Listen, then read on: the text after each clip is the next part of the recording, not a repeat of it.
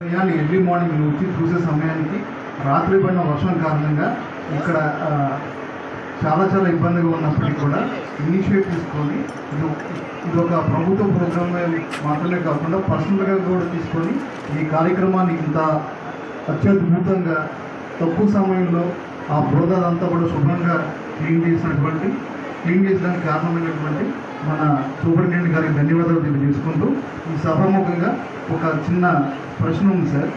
ఇప్పుడు కేంద్ర ప్రభుత్వం మన ప్రధాని నరేంద్ర మోదీ గారు ఆయుష్మాన్ భారత్ కార్డు ఏదైతే తీసుకొచ్చారో ఆ కార్డు రీసెంట్గా ఒక ప్రకటన వెలువడిందండి.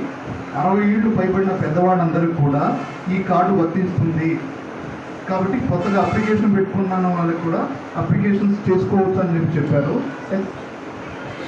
సారీ 70 ఏబో ఎవరైతే ఉన్నారో వీళ్ళందరూ కూడా కొత్తగా దరఖాస్తు చేసుకోవచ్చు అని చెప్పేసి ఉన్నారు. అయితే గ్రామాల్లో ఇప్పటికీ చాలామంది కూడా ఎక్కడ ఓం నమో వెంకటేశాయ. ఈరోజు ప్రపంచవ్యాప్తంగా ఉన్నటువంటి కలియుగ దైవం శ్రీ వెంకటేశ్వర స్వామి వారి యొక్క లడ్డూ ప్రసాదంలో కల్తీ ఈ వివాదం అనేటువంటిది అత్యంత జుగుప్సాకరమైనటువంటి అంశం.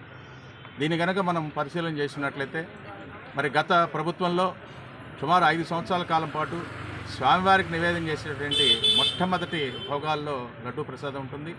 దాంట్లో నాసిరకమైనటువంటి కొవ్వు పదార్థాలు, చేప నూనెలు లాంటివి కలిపి, పందికి సంబంధించినటువంటి పీసులు ఇట్లాంటివన్నీ కూడా కలిపి అట్లాంటి నెయ్యిని వాడి ప్రసాదాన్ని అభివృద్ధి చేశారు. ఇది సాధారణంగా ఏదో ఒక నిందవ లేకపోతే ఒక రకమైనటువంటి ఇది కాదు.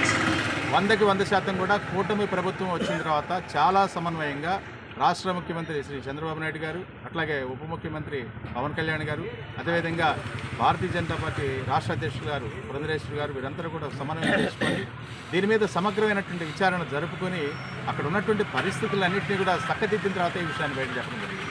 ఎందుకంటే ఇది ప్రపంచవ్యాప్తంగా ఉన్నటువంటి కోటాను కోట్ల భక్తుల యొక్క మనోభావాలకు సంబంధించిన విషయం.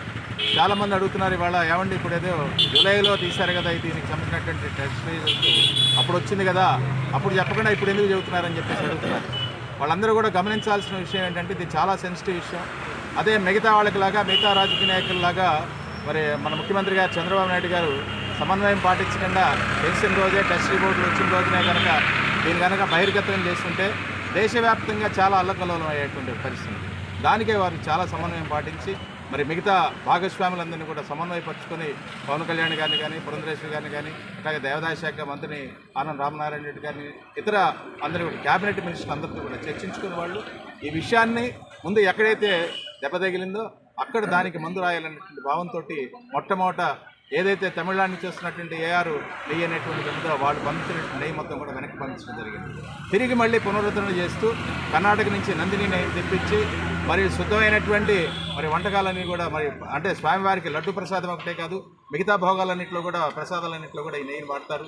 అందుకని అదంతా కూడా చక్కదిద్దుకొని ఇవాళ అత్యంత పటిష్టంగా దానికి ఒక క్యూఆర్ కోడ్తో వచ్చేటువంటి లారీలన్నిటి కూడా ఒక క్యూఆర్ కోడ్ అనేది ఇవ్వడం జరుగుతుంది. ఆ రకంగా చేసిన తర్వాతే ఇవాళ మళ్ళీ ఈ విషయాన్ని బహిర్గతం చేయడం జరిగింది. ఇది 100% కూడా నిజాయితీ జరిగినటువంటి అంశం. దీంట్లో అట్లాంటి ఫేక్ కూడా లేదు.